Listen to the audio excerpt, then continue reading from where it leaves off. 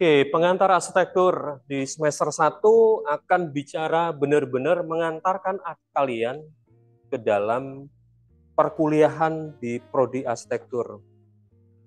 Kalau hari Jumat minggu lalu, kalian belum terlalu mengenal tim dosennya, saya sedikit memperkenalkan diri lah, karena hari Jumat kemarin Pak Livian itu hanya sekilas saja memperkenalkan karena memang waktunya cukup mepet.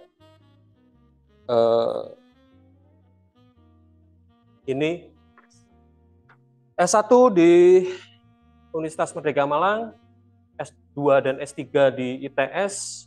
Kalau nanti kalian melihat struktur kurikulum, biasanya saya di semester 1 itu pengantar. Ini yang wajib ya, kuliah wajibnya. Di semester 2 kalian akan ketemu dengan sejarah, plus juga teori metode perancangan arsitektur, atau ada dua nama sebelumnya, teori metode perancangan arsitektur, kemudian menjadi bangunan. Di semester 3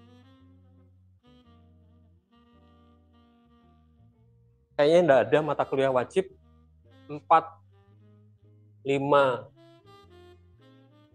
6, 7 nanti kalian ketemu di pra tugas akhir, dan pasti nanti di tugas akhir. Lalu mata kuliah pilihan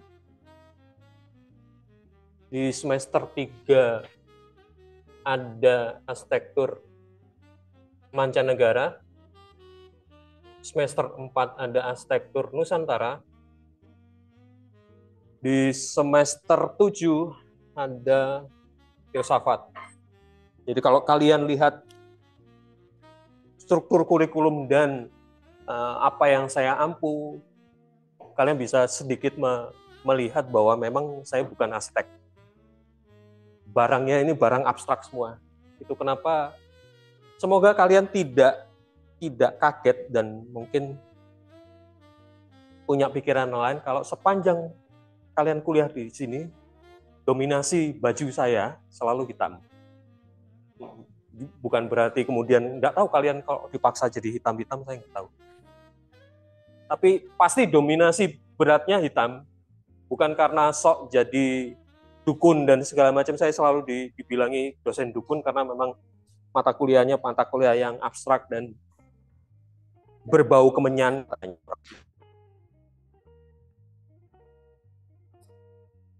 Ya udahlah, hitam gampang, kalau kotor pun nggak terlalu terlihat. Oke, itu karena kenapa saya mengampu sini, karena di S2 dan S3, di S2-nya saya bicara banyak atau tesis saya tentang teori arsitektur, terutama ruang, dan di S3 bicara tentang filsafat arsitektur. Jadi memang itu kenapa kompetensi saya di bidang sejarah, teori, kritik, arsitektur. Jadi itu ya, sedikit perkenalan. Kemudian ini medsos saya, nggak usah dibuka, nggak ada yang penting banget. Kemudian ada YouTube. Kenapa ada YouTube? Kalau kalian perhatikan kenapa saya pakai clip on, kemudian kalau ini kalian lihat kenapa saya nge-zoom, pakai zoom, karena biasanya saya mendokumentasikan perkuliahan saya di channel ini.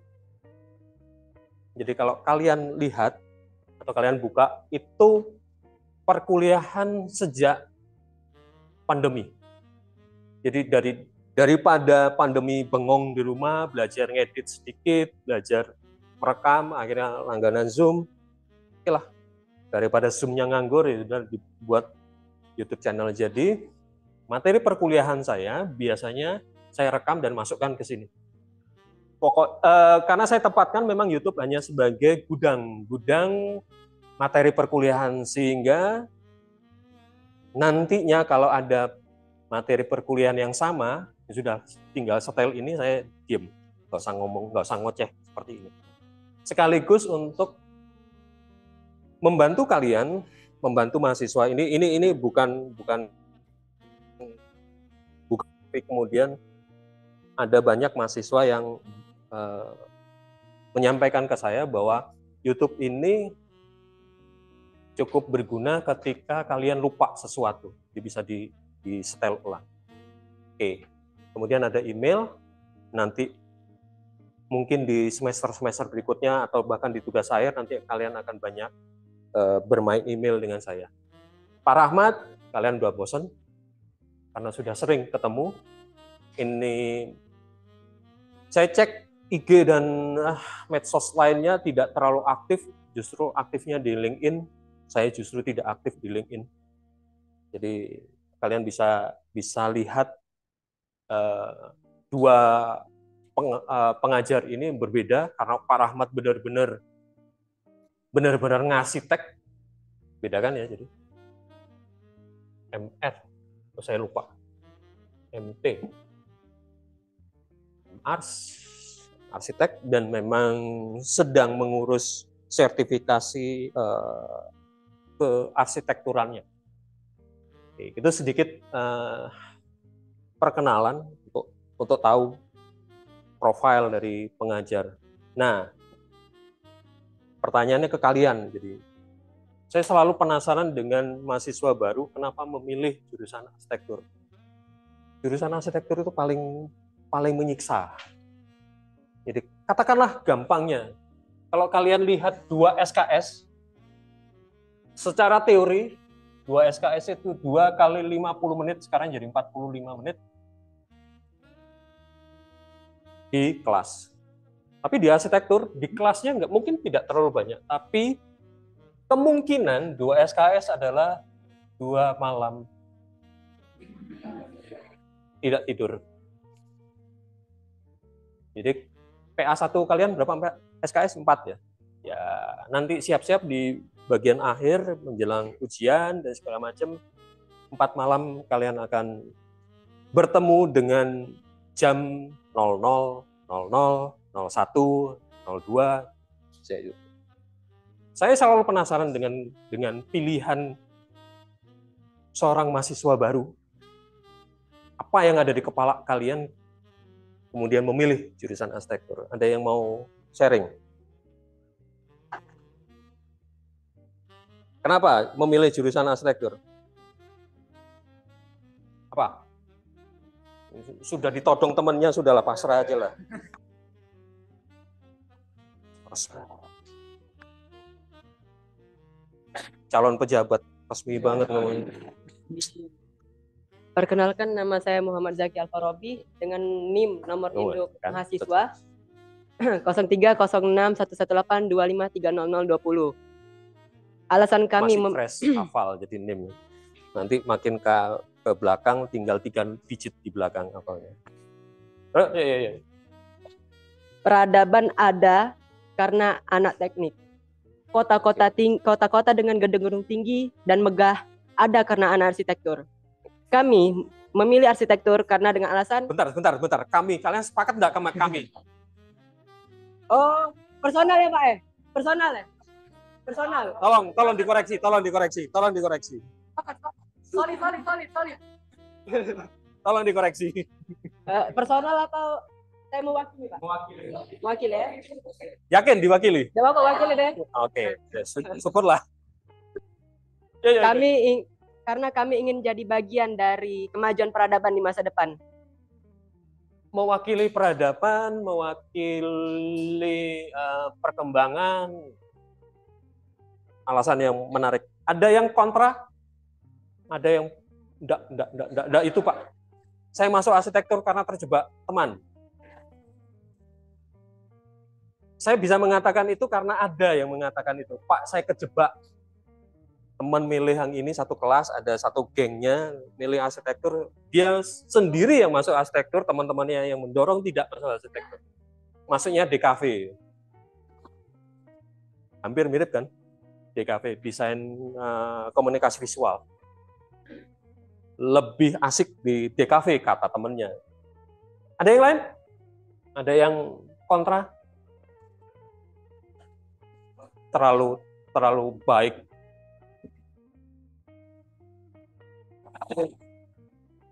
Assalamualaikum warahmatullahi wabarakatuh. Saya Muhammad Raffi Atta Ramadan dengan nomor NIM 0306 1282 530028. Jadi pendapat saya sejauh ini sih sejalan dengan pandangan Alfa ya. Di bagian anak teknik itu sebagai apa ya, fondasi kemajuan ya bahasanya. Nah, tapi di bagian ini saya nggak ini sih, bukan karena apa ya Pak. Saya milih arsitek itu karena ini pilihan minat saya. Yang awalnya tuh bukan minat saya, gimana ya Mas jelasinnya? Terserah jelasinnya seperti apa, terserah. Soalnya pilihan pertama itu kan di ITB. Nah, itu ITB-nya apa? ITB-nya STIK. Jauh banget nih. Sorry, STIK itu dia lebih ke komputasi. Komputasi, oke. Ya, betul. Nah, jadi di situ sih pandangan saya bedanya gitu. Ya, oke, Pak. Yuk. Terlihat agak kontra karena satu-satunya yang tidak berbaju hitam sudah mulai nakal, itu udah kelihatan. Ada yang lain? Cewek yang berani.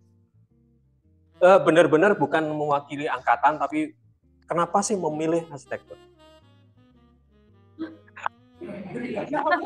Kelamuan. Assalamualaikum warahmatullahi wabarakatuh. Kenalkan, nama saya Ananda Putri Demitya Syafitri, biasa dipanggil Uti dengan NIM 03061282530046. Uti ya, bukan Uhti ya? Uti. Kalau saya secara pribadi memilih arsitektur karena memang minat saya Pak. Awalnya terjebak saat SMP. Saat SMP dikenalkan oleh teman game The Sims 4, Pak. Oh, oke. Dari sana saya terjebak dengan bidang SimCity atau yang The Sims 4 yang di laptop, Pak, yang di PC, yang building. Yap. Jadi karena itu saya terjebak menyukai bidang ini. Saya kira seperti di The Sims hanya perlu tinggal membuat, tapi pada hari pertama saya sudah tahu salah dan saya terjebak. Terima kasih Pak. Oke, ada yang mengakui terjebak. Kalau saya kembali ke sini dulu ya, kenapa kemudian saya memilih arsitektur dan kenapa kemudian bidang kajian atau bidang kompetensi saya di bidang yang abstrak seperti ini? Karena ketika SMA, nggak tahu kalian apakah ada enggak, di SMA itu ada tes minat bakat berbarengan dengan tes IQ. Zaman itu, saya tidak menyebut, dari tadi saya jujur tidak berani menyebut angka tahun. Karena bisa dipastikan kalian belum lahir. Jadi agak jelek gitu. Ketika SMA ada tes minat bakat,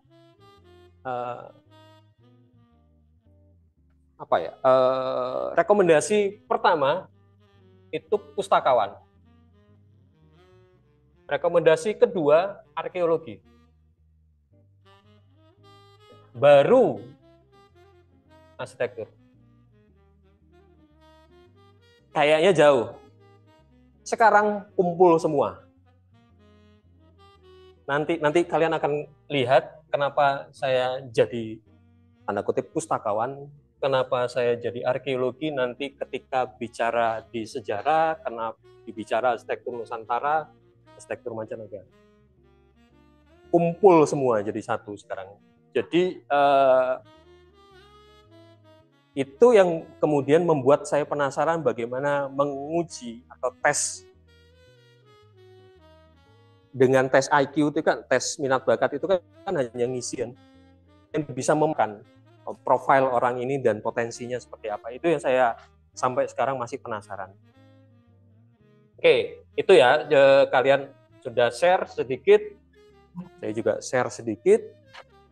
Menarik profil dari kelas ini secara garis besar bahwa ada kesadaran Oke, arsitektur susah, tapi meskipun sadar tadi terjebak, minimal sadar bahwa terjebak. Itu yang penting dulu, karena kesadaran ini akan mempengaruhi nanti proses belajarnya. Mulai tahun ini dan mulai dari kalian, saya akan banyak merombak cara belajar. Cara belajarnya saya rombak total. Karena dulu, sejak saya kuliah sampai tahun kemarin, saya masih fokus ke sini, di materi kuliahnya. Saya membagi pengetahuan. Ternyata perkembangannya salah besar. Karena pengetahuan bukan lagi kewenangan seorang dosen. Ini personal perspektif saya. Jadi tolong jangan dibandingkan dengan dosen lain, dengan kampus lain, apalagi dengan kampus lain. Tapi minimal di mata kuliah saya switch dari sekedar know menjadi understanding, pemahaman. Prosesnya bagaimana? Prosesnya main di sini. Karena pengetahuan pada saat ini itu ada di gadget kalian. Pengetahuan itu dengan sangat mudah kalian dapatkan hanya dengan klik, hanya dengan ketik. Bahkan kalau kalian iseng googling nama Johannes Adianto akan sederet data yang keluar tanpa harus saya memperkenalkan diri. Dan saya yakin ada beberapa dari kalian sebelum masuk Unsri, jurusan arsitektur, itu sudah cek dosennya siapa, profilnya seperti apa. Dan itu terjadi. Bahkan di YouTube juga ada beberapa mahasiswa, bukan mahasiswa Unsri, mahasiswa luar, itu tahu persis saya seperti apa. Jadi pengetahuan bukan lagi berpangku atau berada di tubuh seorang dosen, ini perspektif personal saya, tapi sudah ada di cloud, sudah ada di big data. Yang jadi permasalahan bagaimana menggunakannya to analyze big data tersebut. Ini yang coba saya terapkan di mata kuliah pengantar arsitektur, mulai dari kalian. Karena proses belajarnya sudah berbeda. Proses belajarnya sudah menuju personalized learning. Kalian yang dipaksa untuk belajar sendiri. Sehingga di mata kuliah pengantar ini, kita sama-sama belajar, kita sama-sama eksplorasi bagaimana memanfaatkan big data tersebut di dalam proses pendidikan. Mentransformasi, atau bahkan kalau boleh saya menyatakan merevolusi proses mengajar di depan kelas. Sehingga kalian akan satu semester ini akan sangat jarang saya stand up di depan ini. Jadi monolog ngomong seperti ini akan sangat jarang. Karena saya yakin 5 menit lagi saya ngomong seperti ini kalian akan tertidur. Ini bukan hanya sekedar joke, omong kosong stand up yang ngebom nggak terlalu lucu, tapi memang beberapa dari kakak tingkat kalian kalau ingin tidur nyenyak itu nyetel YouTube saya. Asem bener kok. Pak dengarkan kuliah yang 1 jam, kan ada beberapa yang cukup panjang 1 jam. Dengarkan, enak Pak, saya bisa tidur nyenyak. Ya semoga tidak mimpi buruk, itu aja sih saya. Oke, jadi menuju ke personalized learning. Tujuannya adalah kalian belajar terus-menerus secara personal. Bagaimana caranya? Kalau tadi ada yang merasa salah jurusan, maunya di informatika masuk ke arsitektur, kita akan belajar ini. Belajar bersama AI. Sehingga semester ini kalian akan banyak bertanya di AI, apapun AI. menyambung apa yang disampaikan Pak Adam di pembukaan tentang AI, tentang machine learning dan segala macam. Jadi benar-benar kalian akan berinteraksi dengan AI. Apa itu AI-nya nanti kita akan diskusikan berikutnya. Tapi secara mudah ini deskripsi, udahlah, saya skip aja, nggak terlalu penting. Tapi materi kuliahnya mulai minggu depan akan muncul beberapa topik-topik bahasan. Topik bahasan ini muncul hanya sebagai pemicu. Saya tidak akan menjelaskan apa itu arsitektur, dengan mudah kalian masukkan arsitektur tanda tanya keluar. Banyak banget. Tapi kemudian bagaimana definisi itu bisa kalian, bukan hanya kalian ketahui, tapi kalian paham.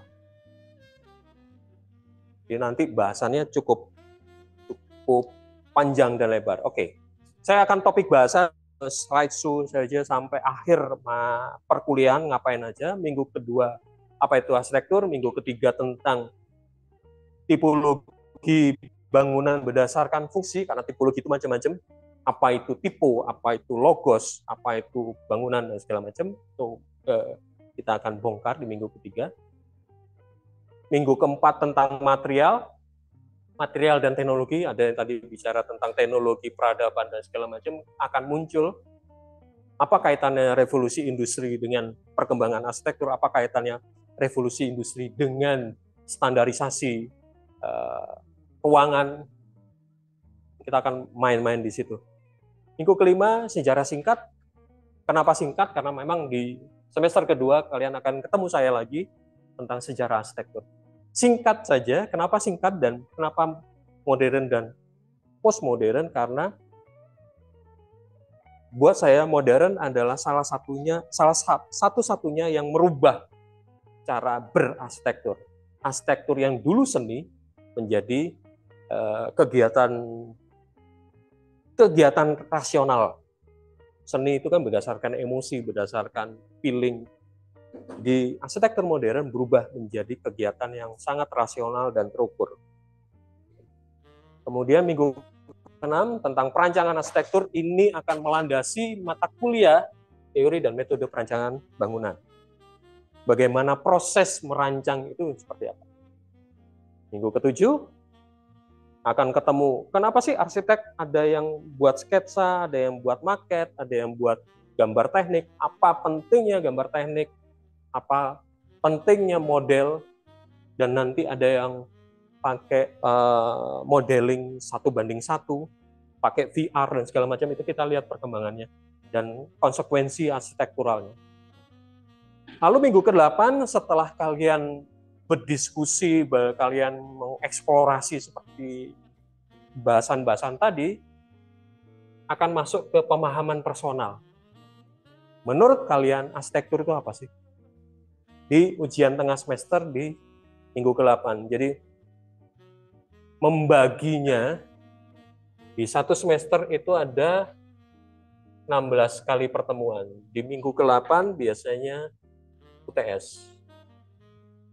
Geser dikit lah, 7, 8, 9 itu biasanya di UTS. Di mata kuliah ini saya membaginya seperti ini. Ini saya, ini Pak Rahmat. Kenapa demikian? Sesuai lah, yang gelap-gelap itu bagian saya. Pak Rahmat yang jelas-jelas. Dari setelah UTS kita akan lihat pengalaman ruang, mulai ada bentuknya, mulai ada batasannya, ada skala, ada proporsi, ada orientasi, pergerakan, suasana. Minggu ke-10 prinsip organisasi ruang, segala macam. 11 elemen bentuk mulai kan, mulai ada. Semoga ini topik-topik bahasan di UTS sampai ke ujian akhir semester membantu kalian di perancangan arsitektur 1. Minggu ke-12, prinsip, estetika, apa itu indah, apa itu menarik, yang akan bicara di sini. Minggu 13, hubungan bentuk dan fungsi. Minggu ke-13, arsitektur dan konteks. Kenapa arsitektur itu bukan lagi lahan kosong, bukan lagi kertas bersih, tapi ada Ada budaya, ada sosial, ada ekonomi. Itu kenapa tadi diungkap bahwa arsitektur merupakan penanda zaman karena kaitannya dengan ini. Oke, kemudian kepekaan estetik, masuk proses di PA1 akan masuk. Kalian produk di PA1 dibawa ke pengantar arsitektur untuk dicek bagaimana estetiknya yang kalian buat. Sehingga di ujian akhir semester, saya punya kebiasaan di awal mata kuliah selalu sudah keluar soal-soal ujiannya. Pemahaman personal tentang estetik arsitektur berdasarkan karya kalian di PA1. Itu ya secara garis besar, nanti kita akan detailing tiap minggunya. Lalu bagaimana prosesnya? Ini yang semoga tidak membuat ngantuk. Role of game-nya, kalian akan berkelompok 5 orang. 1 orang ini benar-benar hanya sebagai tukang catat. Hanya sebagai sekretaris. Dia tidak berperan di dalam diskusi. Yang berdiskusi hanya 4 orang. Kenapa saya membagi seperti itu? Karena biasanya kalau sudah asik diskusi lupa nyatet. Kenapa perlu ada 1 orang nanti di bagian belakang? Kemudian 1 kelompok itu saya minta untuk punya gadget yang terkoneksi dengan AI. Gadget ini terserah, mau laptop, mau tab, mau HP juga nggak masalah. Yang penting terkoneksi dengan AI. Pak, AI berbayar atau tidak? Terserah kalian. Sekedar spill sedikit, Gemini Pro itu punya promosi gratis untuk student sama 1 tahun. Gemini Pro. Masukkan aja di googling student. Nanti ada cara-caranya. Gratis selama 1 tahun. Ditutup di bulan Oktober tanggal 6. Sorry, kalau perkara AI dan segala macam saya agak freak. Mau pakai Grok, silakan. Grok ini punyanya Elon Musk. Mau pakai DeepSeek, ini punyanya orang Tiongkok. Mau pakai ChatGPT, silakan. Tapi biasanya kalau yang free itu terbatas. Dapat 10 promo apa per harinya. Dan kemarin minggu lalu keluar GPT-5, tapi sekarang diturunkan karena setelah digunakan banyak yang protes tidak terlalu baik dibanding GPT 4.0. Jadi balik lagi. Saya biasanya pakai 4 ini. Oke, kenapa AI ini sangat penting? Kalian akan berdialog dengan AI. Kalian akan banyak prompting di AI. Lalu nanti laporannya akan masukkan ke Google Drive yang akan saya share di WA Group. Biasanya saya masukkan di deskripsi WA Group. Nanti. Oke. Dan ini Google Drive-nya. Ada. Termasuk nanti ada pustaka yang sudah saya siapkan.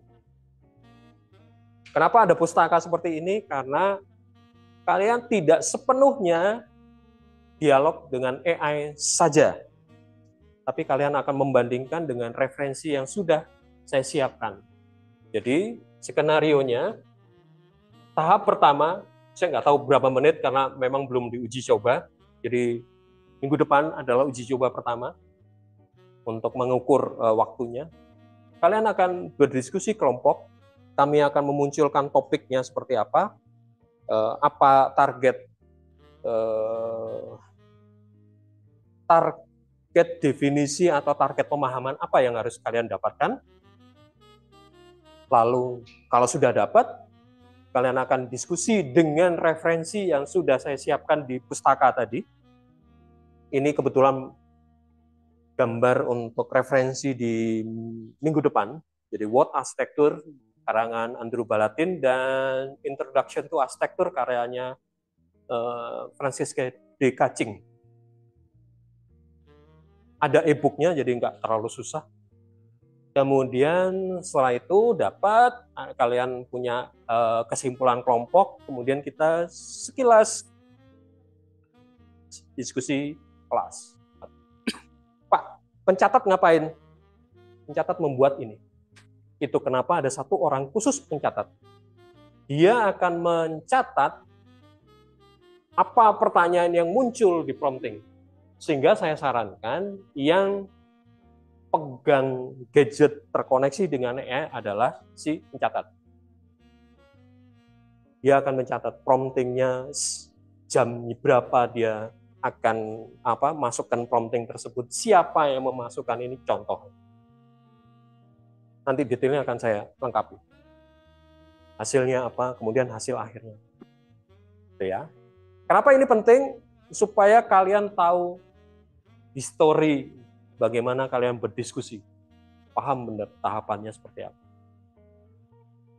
Ini sangat berguna untuk proses belajar kalian, sehingga hasil pemahaman tentang arsitektur itu bukan hanya sekedar satu kali bertanya. Proses literasinya terus-menerus, proses pendalaman literasinya terus-menerus. Sekaligus kalian cek, kalian bisa ngecek bagaimana efektivitas dari AI tersebut. Satu AI dengan AI yang lain pasti punya jawaban yang berbeda. Kenapa? Karena bank datanya atau big datanya. Gemini Pro saya sering menggunakan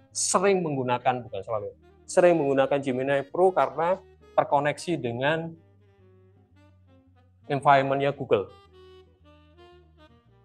Google itu gila-gilaan kan. ChatGPT oke lah. Ini juga bagus karena dia yang mengawali. Tapi kalau buat saya ini nyamannya di sini. Punyanya Microsoft itu apa? Saya lupa. Itu juga ada Microsoft. Ada itu. Tapi saya lupa. Oke, Grok punyanya Elon Musk, dia lagi mengembangkan sendiri. Kayaknya perkembangannya ChatGPT dan Grok akan bersatu. DeepSeek cukup menarik perkembangannya, tapi saya jarang menggunakan karena dia fokus ke coding, nanti membantu coding. Oke. Tapi ini template-nya, dan bagaimana sistem penilaiannya. Saya akan menilai berdasarkan diskusi, berdasarkan laporan yang ada di Google Drive.